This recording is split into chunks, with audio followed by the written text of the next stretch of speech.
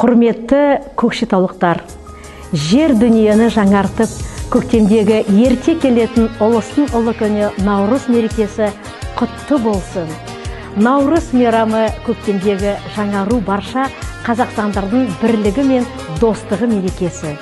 Осы ұлы күні сіздерге және сіздің жанұяңызға шынайы көңілмен бақ береке, денсаулық пен байлық, татулық пен ынтымақ тілеймін.